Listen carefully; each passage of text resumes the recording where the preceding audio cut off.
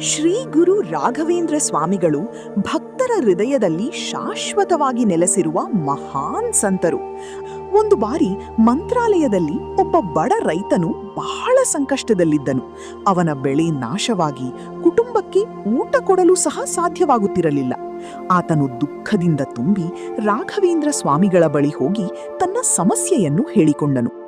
ಸ್ವಾಮಿ, ನನಗೆ ನೆರವು ಬೇಕು, ನನ್ನ ಕುಟುಂಬವನ್ನು ಉಳಿಸಬೇಕು ಎಂದು ಕಣ್ಣೀರಿನಿಂದ ಪ್ರಾರ್ಥಿಸಿದನು.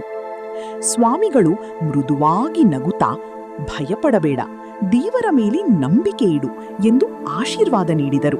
ಅವರು ರೈತನಿಗೆ ಸ್ವಲ್ಪ ಮಣ್ಣು ನೀಡಿ ಅದನ್ನು ತನ್ನ ಹೊಲದಲ್ಲಿ ಹಾಕಿಕೊಳ್ಳಲು ಹೇಳಿದರು. ರೈತನು ಸ್ವಾಮಿಗಳ ಮಾತನ್ನು ಸಂಪೂರ್ಣ ನಂಬಿಕೆಯಿಂದ ಅನುಸರಿಸಿದನು. ಕೆಲವು ದಿನಗಳ ನಂತರ ಅವನ ಹೊಲದಲ್ಲಿ ಅದ್ಭುತವಾಗಿ ಬೆಳೆಗಳು ಬೆಳೆಯತೊಡಗಿದವು. ಬೇರೆ ರೈತರಿಗೆ ಬೆಳೆ ಇಲ್ಲದಿದ್ದಾಗ ಅವನ ಹೊಲ ಮಾತ್ರ